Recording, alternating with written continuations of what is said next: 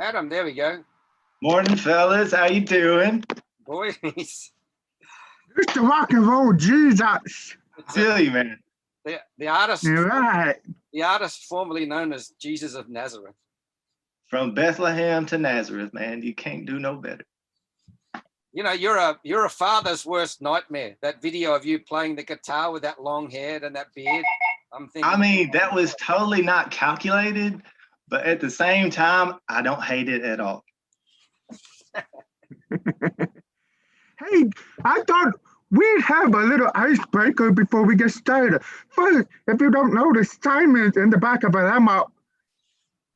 I know, balling, man. I'm just like, Something came up at work and I had to help. So hang on a second. I don't know what that means. The fucking Siri. If you like, I can search the web for. I just like I had that something came up at Look, work. Does this shit happen to you? No, I don't want to search the web. I want to turn it off. Dickhead. See what we got to put up with, Adam? I feel you, man. I don't know how to. Oh, there we go. For fuck's sake.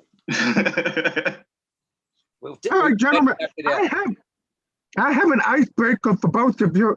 By the way, Adam, you have a female fan. She's a big fan of yours. She wanted to ask you a question. She doesn't want to know her name, but she dropped in the DM and she's really nervous to ask this question. And she said that she noticed you're a big foot and that you like the older lady. So she wants to know, what's the oldest you're willing to date? Oh, dude. Well, 25. I mean, date is a strong term, of course, but I mean, shit, I'm not even gonna lie, man. I'm like 29, but I've been as far up as like 55. I mean, like, to me, I really don't care. See, I'm not gonna lie. A lot of ladies love the hair. It has a superpower. I don't know how to explain it. I look at it too, man. I'm just like, oh, I love it. Well, it has a superpower for you and I, Doug, because we don't have any hair. See, now that's the thing. I swear, like, even at my last job, like, I could really tell that the CEO was pissed at me whenever I would let my hair down. Because he would say shit like, you know, that's totally unprofessional. And it was just because when his wife would come in, she'd be like, oh, hey, Adam. And I was like, hell yeah. We're going to get banned on LinkedIn. We're going to get moderated into oblivion. Oh, I know, man. Like, to me, I'm going to try my best to, like, keep it toned down. But no, it's okay. It's with us now. So, Adam, you know, there's a lot of people that are really looking forward to hearing your story. So just tell us, you know, Doug and I have watched your trajectory in awe over the last couple of months, and you've gone from, you know, a minion to a rock star. What's caused that, do you think? That's a really good question. And like, look, if I was trying to be a LinkedIn guru or something, I would have like 10 answers ready for you. But in all honesty, I think it's kind of like a combination between, one, I don't really have a filter when it comes to content. Two, I think it would be that I'm not selling anybody any bridges. Like, I don't really believe in the direct value add. I'm more of an indirect value type of person. And most of the time it's more about taking a commonly held perspective and then trying to either find a new angle on it or like turn it on its head.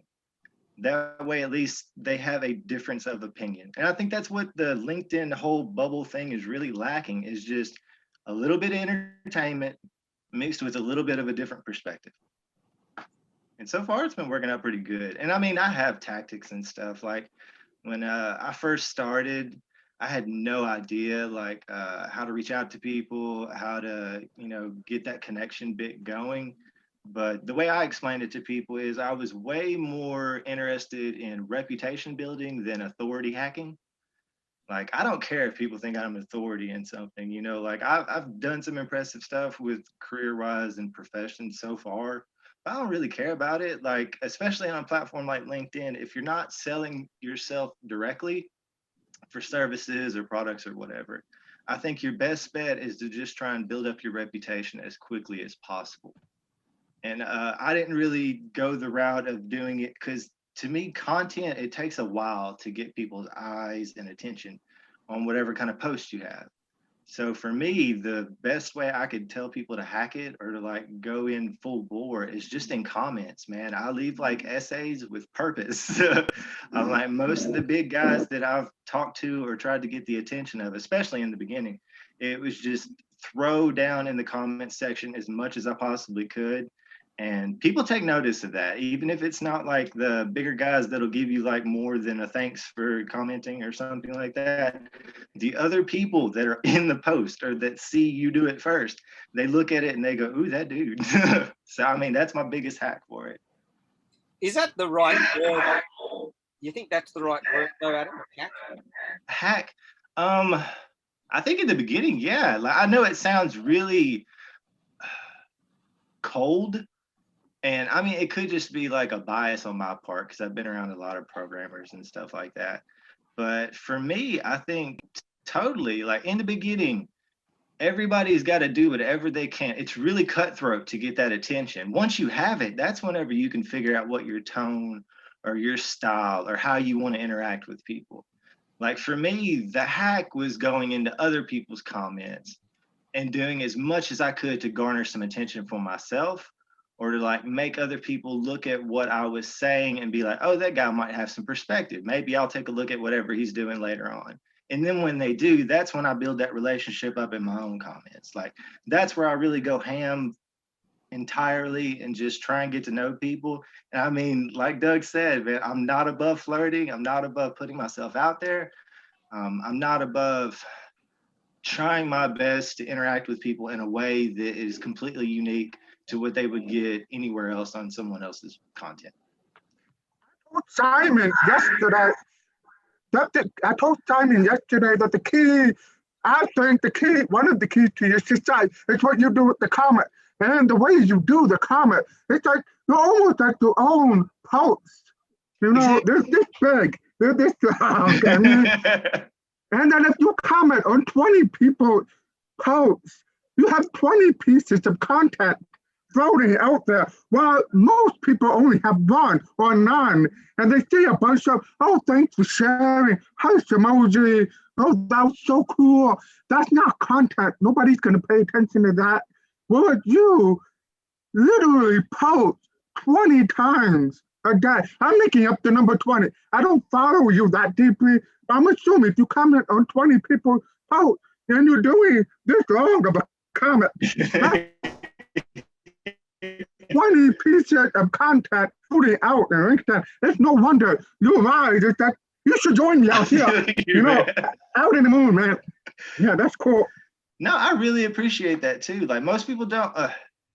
And I mean, for me, like I follow some guys that will literally post like 3-4 times a day. And the reason why I think they do that is so they can, and I mean, it's not a bad thing, but they can put out posts that's like, oh, I got 1 million views in 4 months, or, you know, all this stuff. And I'm like, I don't know how many people have viewed my comments. Like I leverage other people's posts so that I don't have to get 1,000 views on one of my posts. I'm like, I let them do the legwork for me. And then if I do well enough in a comment and I leave like something, like you said, like a good chunk, then it's time consuming and it's a lot of effort and it sucks some days.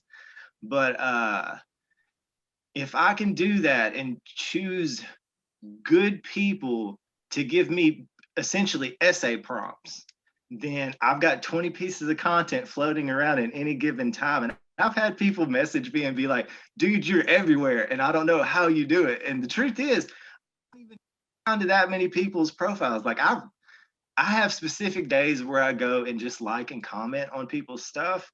But for the most part, I generally post about once or twice a week on like my good weeks. Like the rest of the time I try and pick it up and do like maybe once a week if I want to test some stuff. But for the most part, unless I'm just trying to shed some light on other people or give attention to someone else, I don't really care about posting that much. Because if I'm going through and leaving like huge freaking comments, Like you said, it's basically content in itself. I use the 1,300 character limit as just like a recommendation. What is the limit? What's the limit within a comic? Actually, is it 1,300 characters. in a Trust comic? me, I use it up every time, man. Right. When I see it, I'm just like, okay, now I've hit my mark. Right. But you could write multiple comments. You could write comment and then wait and then write another one. I mean, Oh, in the early days, I totally did. Like, I'm not even gonna lie. I wrote like, there's this one guy. I don't want to do him any lip service because I mean he's a good dude, but at the same time, he's well known. But his name is Jonathan, and he was one of the first people that I gravitated towards in the beginning. And the main reason for it was that he wasn't necessarily posting content for value or like give people, you know, some kind of direct takeaway, but he's got like a huge following. And Right. I started to try and figure out how or why he came up with that. And the truth of the matter is, he just, and I mean, he won't admit it, but if you pay attention to his stuff, it's totally obvious. But he targeted a niche group in the beginning, and it was college students. And he figured out how to gear his post towards them because he knew that they would be way more likely to engage, comment, and like throw out the connection request. And then once he started to grow and gather, he started to make his posts more controversial. So he started to take a real strong stance on like how he helps women or how he does certain aspects. And typically, I mean, you either alienate some women that'll be like, why are you trying to be an ally? Or at the same time, other women will be like, this is so fantastic. And then guys will just come to the post because there's a lot of women that pay attention to it, typically. And I mean, that's just a generalized statement, but seriously, like if you're into, and I mean, like you said, hacking, tactics, all this stuff, it gets away from the actual heart of what Connection's all about. But at the same time, trust me, any of the people that have like the 30,000 connections and all this stuff, yeah, they're using tactics and they have a plan and they're doing stuff day in, day out that people just don't take the time to notice. so Adam, go back to and tell us what you do for a living. I mean, that's a good place to start. Well, I've had a weird trajectory in my life, to say the least. Um, I'd say at the very beginning of my work life, it was like I was just a day laborer for my dad, and he owned like a hardware store. So I got to learn business and how things work, and especially in like a small economy like I've got, it was mostly just about how to connect with people so that they feel like they're buying or doing business with a friend rather than someone that's just trying to sell them, you know, on the best possible thing. And then after that, I tried college for a while, but honestly, I dropped out, man. I was way more interested in women and doing horrible stuff. So after college, it wasn't a big gig for me. And I mean, that was 4-year university. Then whenever I got back home, I was like, well, crap, I need a freaking job. And I wanted something that paid pretty good. So I actually went for nursing of all things. And it wasn't a bad experience. Like I got my RN and I worked in it for maybe, like this is pretty telling, but it was like a few months. And then I was like, no, this ain't for me. You just And yeah, seriously, man. Like I'm not even gonna front about it. Like I have my audience. But after I did that for a few months, I just got tired of it, and I'm not that much of an empathetic person in general, so it didn't really fit with my personality.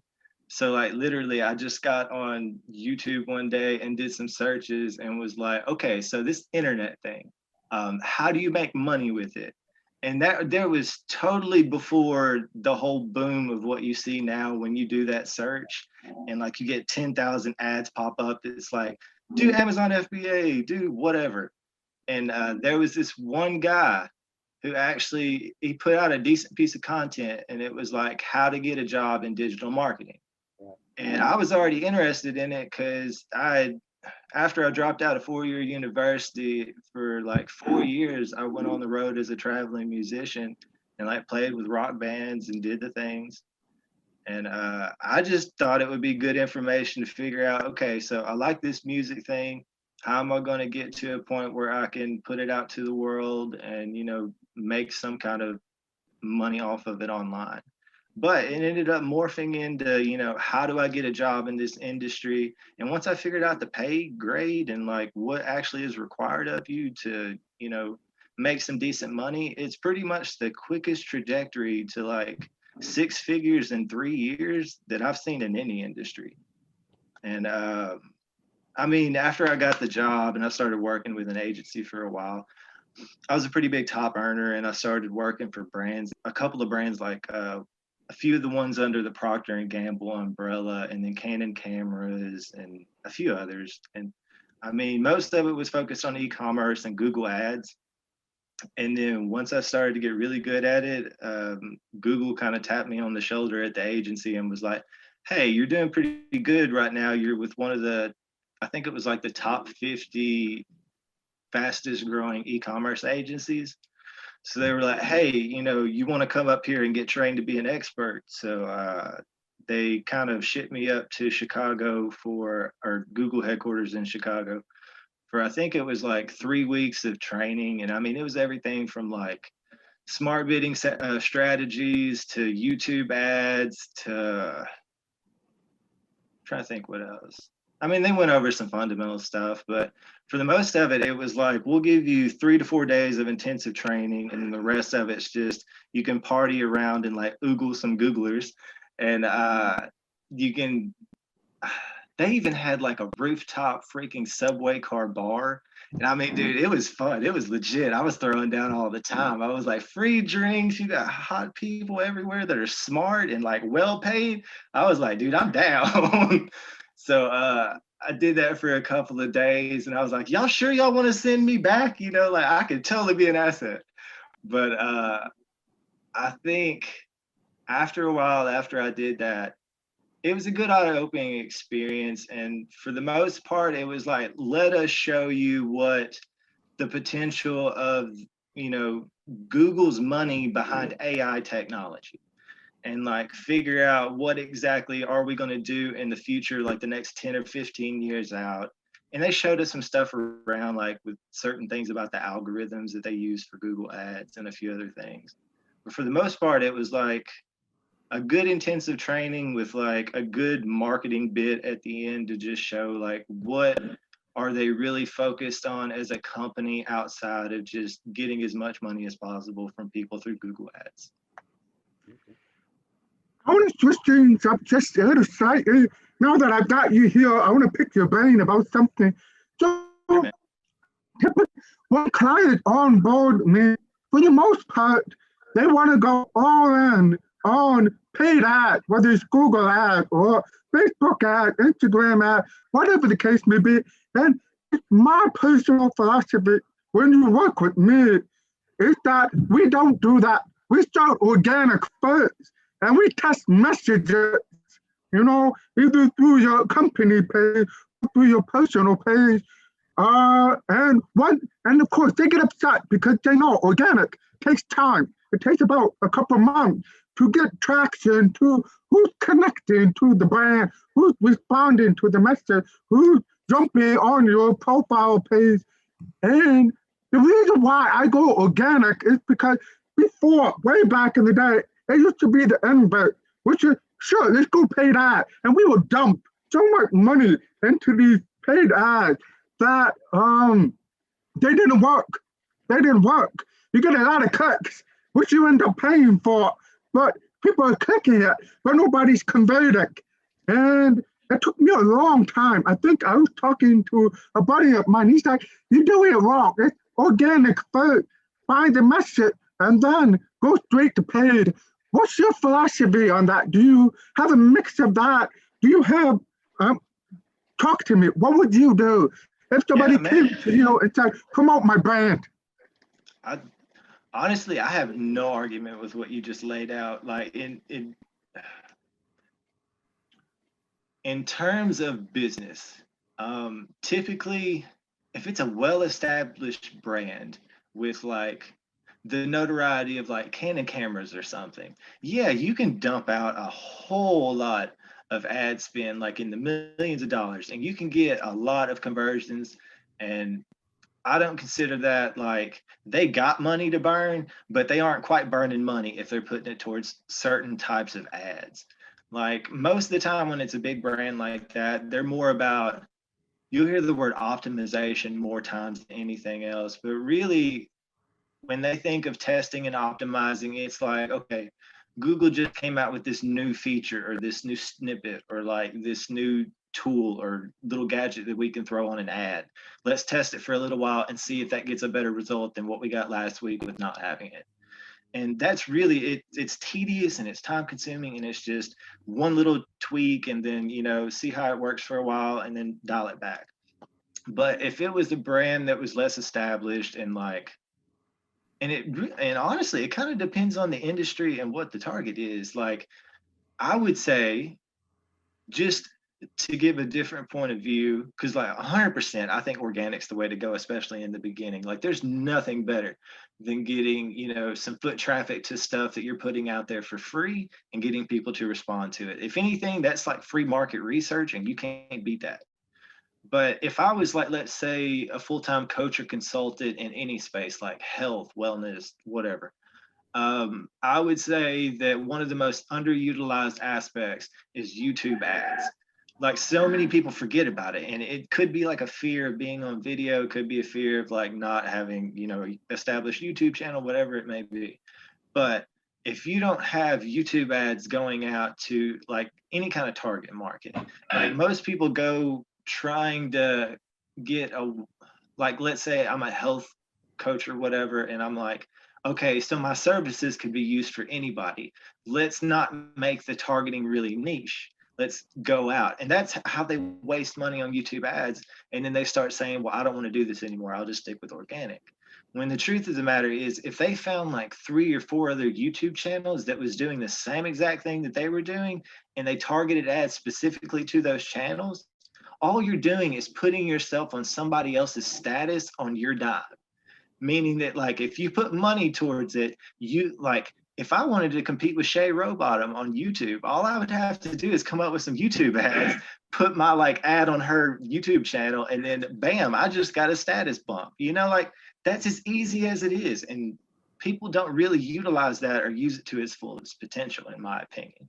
So depending on how fast you want to grow, if you're established or not, what your tactics are, what, you know, industries you're trying to target, I think that it could go either way. But as a good general rule of thumb, I would say, especially on LinkedIn, man, like if you're not doing something right now to do as much as you can to get organic growth, you're wasting time and money.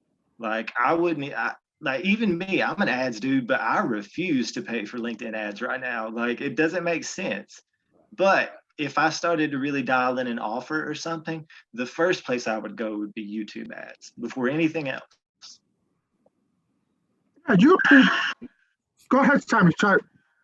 Well, Go ahead. I think you both, because as a business guy, I mean, I agree with the organic approach on LinkedIn, but you know, when we run businesses, we're all about acquisition. Okay, whether it's an acquisition of a new customer or a new job or project, whatever it is. So Doug's looking for more copy clients. You know, we're looking either for transportation clients or I'm looking for consulting gigs. You know, so what I look at it, say from our transportation business, and we spend money on Google Ads every week. Okay, so we do smart things like we do conquesting, we do remarketing, we're doing geofencing, so we're only, you know, limiting our search parameters to the particular geography. We split test the copy. We do all of that because we've got to look at it and saying there is no better bang for our buck than Google Ads for a commodity service like ours. And so we need to, you know, we need to keep doing it. And for the overall scheme of things, if I spend $50 every day on Google Ads, yet I get a return of 500. Why wouldn't I keep doing that all day, every day? And that's what we do. And so No, I feel you. Like I totally agree with that. But for me, it's like I would never argue with that sentiment just because you're using it as a way to track progress to figure out how much money is it actually costing me to get a lead, to get, some form of acquisition? And organic can't give you that. It just can't. But at the same token, if you have nothing on organic and you're completely solely reliant on paid ads, it's not horrible, but at the same time, you could get a lot more buy-in and repeat customers for any service or industry if you did have some form of organic that people can relate to. Right. I mean, I will say that the biggest opportunities, if we go back and talk about, we only care about return on ad spend. So when we're a business, we don't really talk about cost per click, cost per conversion. We actually talk about return on ad spend over the life cycle of the campaign. But I will say that if you talk about the three of us on LinkedIn, the single biggest opportunities will result from an organic reach. So someone is watching Adam right now and saying, I want to hire that guy. In fact, somebody just did do that a little while ago. And the same thing with Doug, right? So those sorts of things that we're not advertising, but we're committed to the content every day, and we're committed to the building the network and giving back to the community. See, the thing is, I get sometimes saying, they'll say, well, what's your ulterior motive, Simon, for doing LinkedIn? You've got to have an angle. You're a sales guy. But I can't do anything apart from the fact that saying the angle is there's no angle. There is no trick. I don't know what else to tell you. It's not like I get it, man. After I watched your last interview with Jenny, and like you basically laid it out, was just when you first got on LinkedIn, it wasn't with the intention to sell bridges or anything like that. It was just, let me see how I can utilize, what I know, and then put it out there. And honestly, I love that approach. Like, I think where the wasted value is in organic is trying to be like everybody else because certain big personalities in marketing or whatever tell you that you got to give value and give value and give value. But day in, day out, man, I'm pretty sure if people are anything like me, they just like a little entertainment mixed in every once in a while with the value. Because for me, if I'm on a platform daily and I'm trying to get the most out of it as I possibly can, it's not always about value. Sometimes I'm just bored and like commenting and looking at other people's stuff. And if somebody can tickle me or like make me laugh, dude, that's something I will remember versus like whatever 5 tips or strategy or whatever people just threw up there that day, from a scheduled post. Yeah, I mean, there's a lot of arm holding and kumbaya. We've got to love each other and all that sort of stuff. There's a really funny lady, and she posts, but all she does is post funny videos. So she's got a tribe now. Between the three of us, I'm sure she's using a pod. So Doug hates pods. I told him, we should start one and see what happens. I feel you. But she's got a very fun. The concept is she posts a very funny video with every post, and so she's now. I don't know why she just didn't do that organically, because it would have taken off, and it would have attracted a better tribe as opposed to 1,200 people that she doesn't know, So I don't get the whole pod concept of just numbers for the sake of numbers. Like, I only care about conversion ultimately off LinkedIn in terms of, does it help Doug's business? Does it help Adam's business? Does it help Simon's business? Right?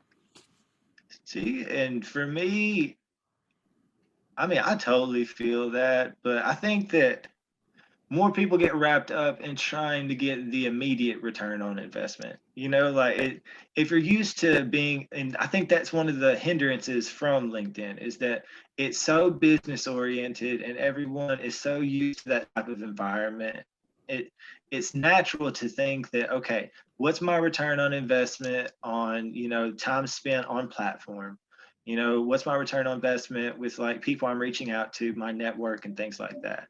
But I think that depending on what people's motives are behind it and intentions, there's like a lot of nuance and a lot of things that people don't really consider. Like I'm a long-term kind of person when it comes to LinkedIn, or like I know that I'm going to be on the platform for years to come, so it's like long game strategy for me in the immediate. But some of the people that I know that post like the videos all the time to get attention and to, you know, just draw some eyeballs to their profiles or whatever, for the most part, they get a lot of good traction, but at the same time, you'll get so much of random hate and like people throwing out the "this is not Facebook," you know, kind of stuff, and then they get reported, and then they get like banned off the platform. And that would kill me if like I came up with an account, got amassed like a huge following, and then all of a sudden, because 3 people felt like they were offended or whatever by a certain piece of content I put out, that, you know, I'm no longer worthy to be on the platform, which I know that like it's a thing for all social media platforms. But I think that when you are trying to get that big of an audience that quickly, the temptation to throw up something just to get attention or to get like some kind of feedback, even if it's negative, is too high. Like I don't want to put myself in that position. This audio.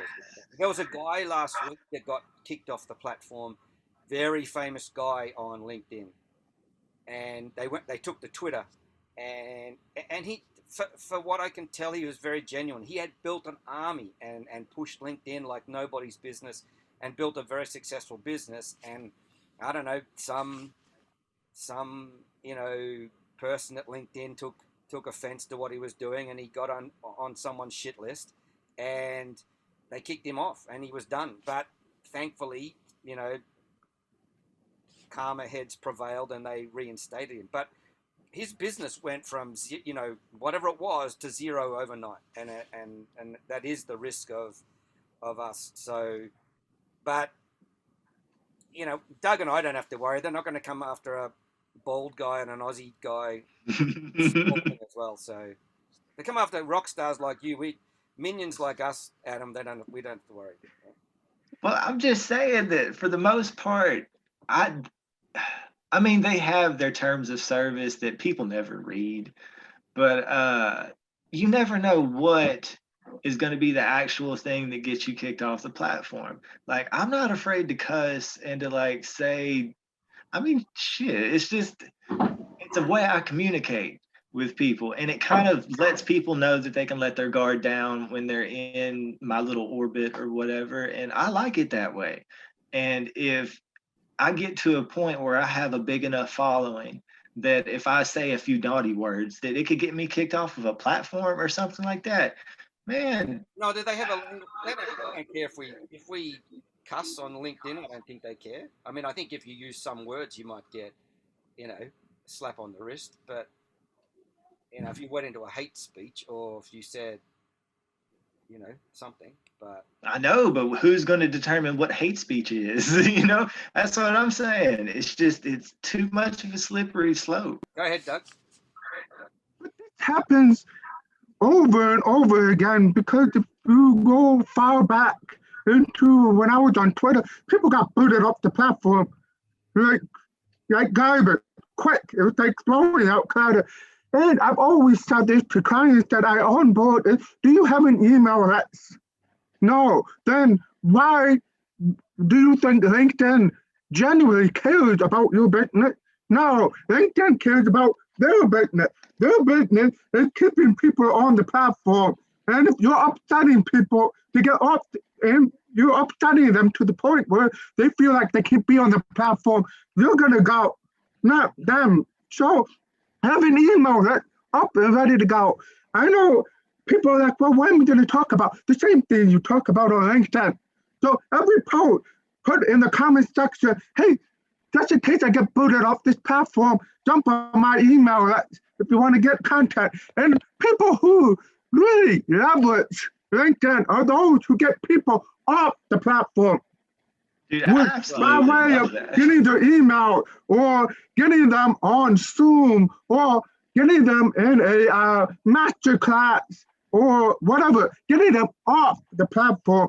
And that's been my challenge for a lot of clients is, how do we capture this attention they have and get them off the platform where we can talk to them in our own way without people booting us off.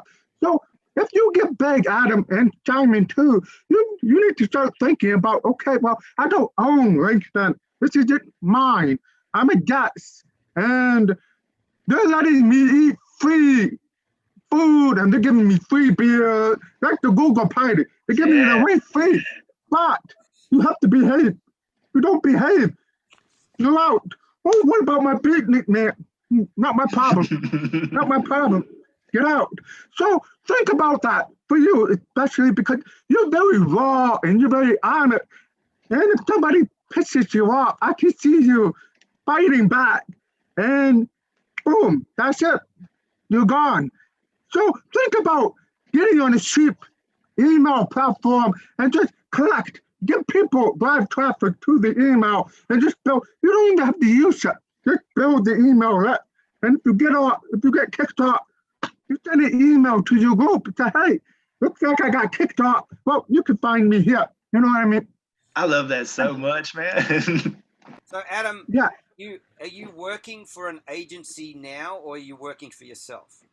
Actually, at the moment, because like I made a compact with myself that I would go full out for a full year. So for me, it's mostly just picking up like gig work from folks, especially in the beginning.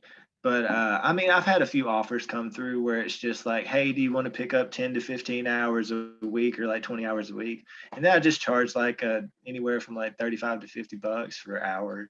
And it's not bad. Like it's more of the easier side of what I'm used to. Like I'm not dealing with anybody like Canon cameras anymore. So it's not like a time consuming nature like that. But I mean, I've got some Google guys I want you to meet there. So one of a good buddy of mine is the head of analytics for Google, and he's been with Google for 13 years. He's a kind of considered one of the internal gurus, and he's a good buddy of mine. And I've been out to California half a dozen times. We hired him back in a past life to do something with a client, and then one of our clients is Google here in Colorado. They've got about 1,500 people here, and so in our transportation security business. So you should let me introduce you to those guys, because it would do you well to go spend a couple of years there. Just to tick the box and say I work for the biggest, and then go back out on your own. And they would encourage you to go back out on your own anyway. So They let you spend 20% of your time on your own thing anyway. So if you work for them, 20% of your day is doing whatever you want. So, to be honest, man, like to me, that's the real career trajectory for me at the moment. Is just like LinkedIn was kind of a happy accident for me, and I just knew that while everybody's kind of huddled together in masses right now, and they're all trying to feed off of the platform. Like, there's no reason why people, it's like, this is a bad analogy, but it's totally one I'm going to use. Like in 2008, when the market crashed or whatever, when it got really low, if people would have had foresight to like sell their houses, sell their cars, do everything, and then just throw everything into the stock market for the next few years, if they could survive, they would have thrived on the other end of it. And they would have never had to worry about money in that aspect again. But at the same token, like I kind of consider the opportunity with certain social platforms right now to be not necessarily on that level for financial success, but for future success later on down the line. Like even whenever y'all were talking with Jenny, man, like I really do think that in the next couple of years, if you don't have some sort of kind of overwhelmingly positive digital presence in some way, why is a company going to look at what you do versus what someone else does whenever someone else is already putting themselves out there in a big way? Yeah, I mean, I agree. I think that the thing that I think a lot of people struggle with LinkedIn is understanding the long tail of it. Okay. So they say, well, if I do something for 90 days, it doesn't happen. Doug has this all the time with his clients. I say, Doug, you're a miracle worker. stand beside the Red Sea and part the water. And Doug will be very polite, and if he's well trained, he'll take their money and he'll start on the journey. But a lot of people say, well, I don't want, why are we not seeing traction? Why can't I be like Adam? Or why can't I be like you, Doug? Why doesn't my post get, all these views and these likes? And I think that people just see they want to treat social media like a one night stand, not a long term relationship. See, I'm absolutely committed to the long tail of it. One, I got nothing else to do, and so I might as well, annoy people like Doug every day, and meet interesting people like you that Doug and I will, try and convince you to get a haircut before the next time we see you. Right? Dude, I was so waiting for the crack about the hair. I'm like, it's been what, almost, dang, it's been a good chunk of time. Good on you, Simon. $100. Get a haircut today. I'm going to send this to you. If I just trim off the split ends, is it technically a haircut? You know what I mean? No, I want you to be as bald as Doug. Okay. I feel you. Like, I would totally be down. There was some questions. So people send us through LinkedIn questions, right? Oh shit! Like, people actually ask questions. That's people crazy. ask us questions. So there's a question from. Hang on, I've got to look at it. Can you please ask Adam how much weed he really smokes on a daily basis? Oh, that's a great question. I would say, like, at the moment it's completely zero, but I hate it. Like, you have no idea. Like, I would say that since like the age of 16 on up until like 28 and a half, I smoked at least maybe a quarter to a half ounce a week. See, you're talking to people like Doug, and how we know what that means? It'd be like 16 to 28 grams. What? What do you? It'd like be like 16 to 28 grams of weed. Yeah. What? You like Cheech and Chong with that? Oh hell yeah, man! Like, I didn't care. I was toking with the best of them, man. It was just a habit. Doug, we got a drug dealer on the show.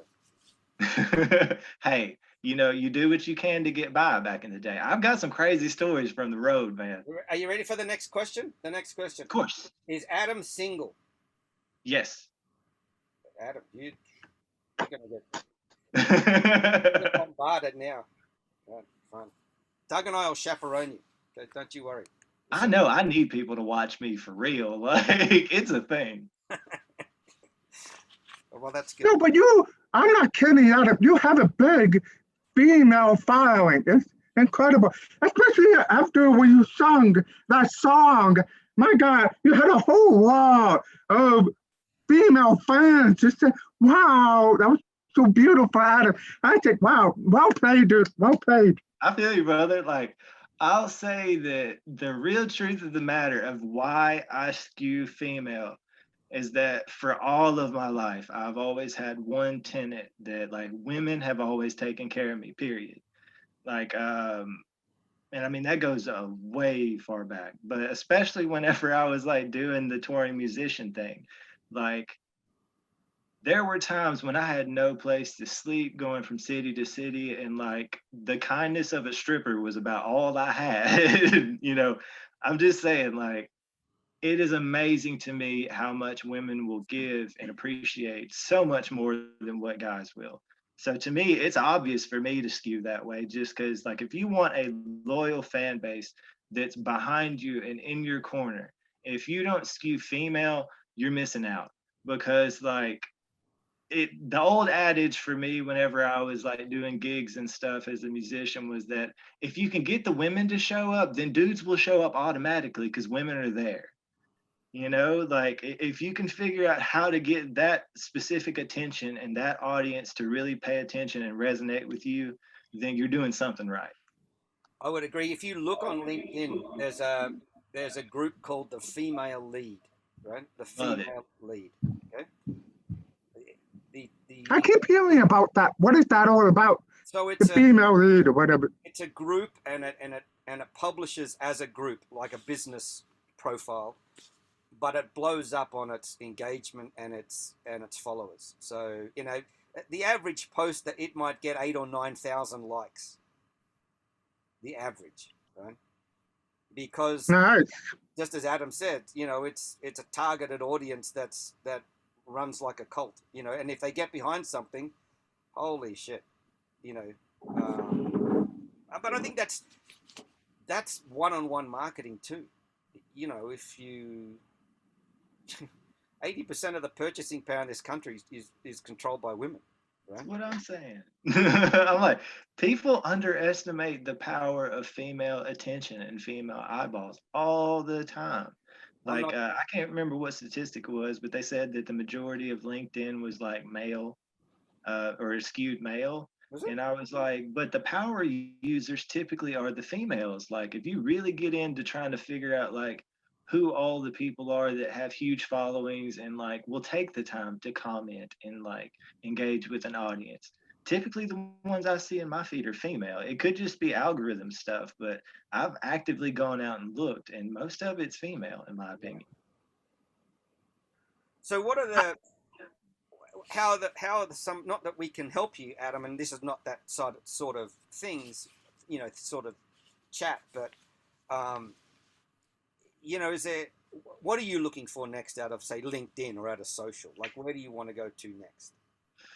Ooh, that's a good question. Like, for the most part, I do run around with like my head cut off, just going in 1,000 different directions just to see what all is out there. And I think in the early stages, that's where I'm happy with right now, just because I think so many people get bogged down by like, let me get my audience, let me keep my audience, let me stick with what I know and what I do well.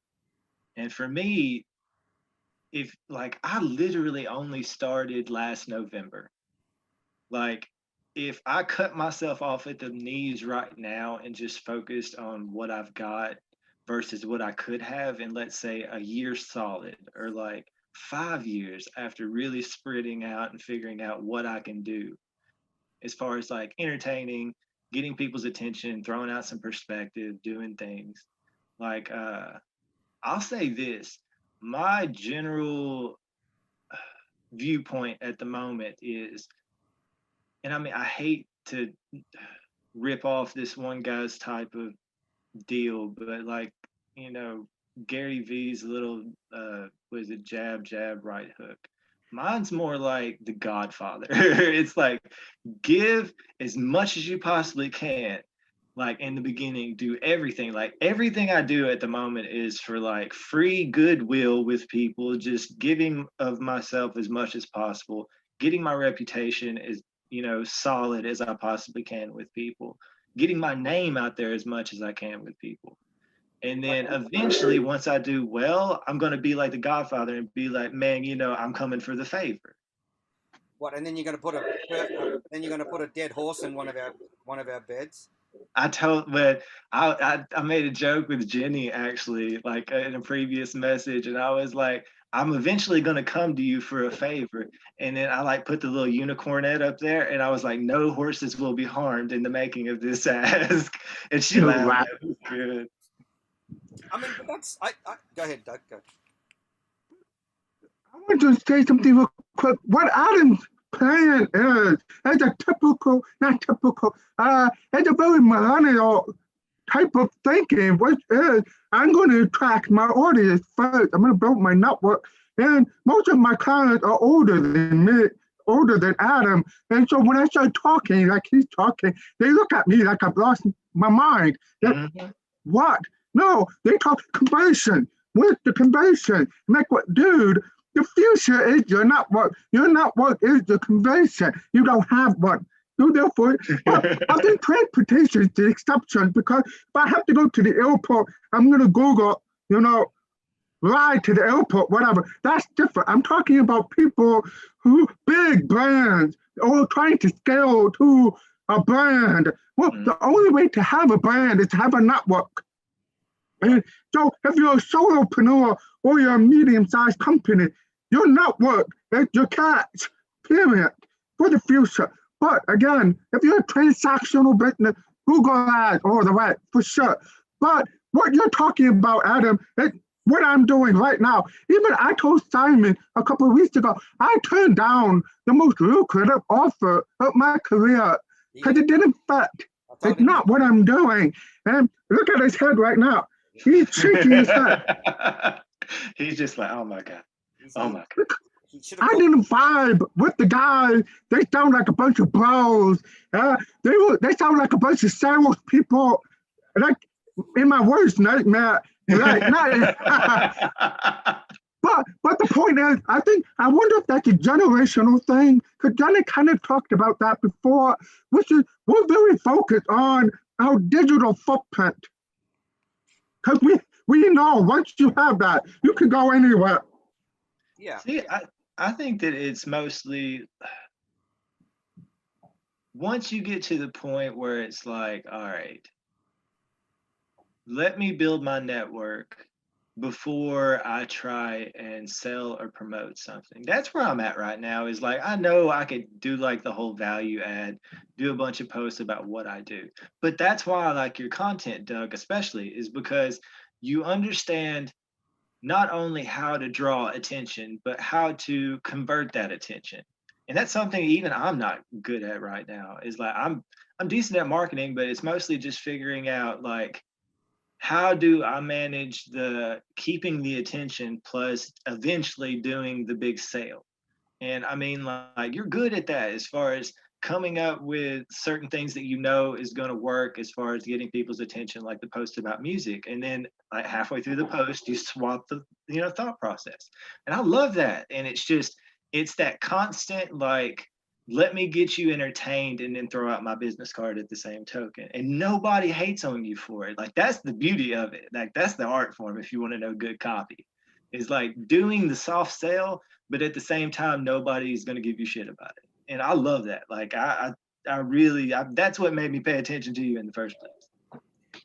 Well, yeah, or it's Yeah, it's.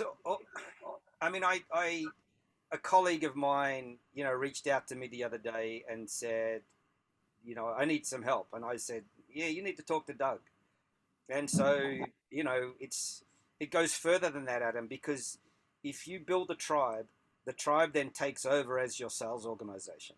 Okay, Doug, the cost of acquisition for Doug getting that client that I referred him to, and the client asked me, how much does Doug charge? And I told the client, I said, you need to get on top of this quickly because he's really busy. I don't know if he'll fit you in. I will give him a call if he says no, blah, blah, blah. And so the client was well and truly motivated to give Doug a call, to get him on the phone and to agree to it straight away, which he did. And so I think that the outcome, Adam, for you is as you build your tribe and then you work out what the commercial aspect is for you, because we all need to make money and we all need to do, be an adult at some point. Then the tribe will actually take over for you because you have so much goodwill built up in the tribe. And I'm serious. Like, I will be able to put you in touch with people at Google that you will never normally be able to get them put in touch with. Okay. And just like there's another guy on LinkedIn that came to both Doug and I that is unhappy at work. Now he's a rock star as well. He's in your league. His network will rally around him and put him in the right direction. We can't promise anything, but we can certainly try. And I think that's the power of the network. And you don't even have to really worry about, pitching. I mean, Doug does it very tactfully in the bottom of if you see in the bottom of his comments where he says, reach out in a DM, but doesn't say anything. So, it's like the most non-confrontational call to action I've ever seen. Right. It's just like, hey, if you want to talk, we can talk, right. And he's good about like teasing content for the next piece.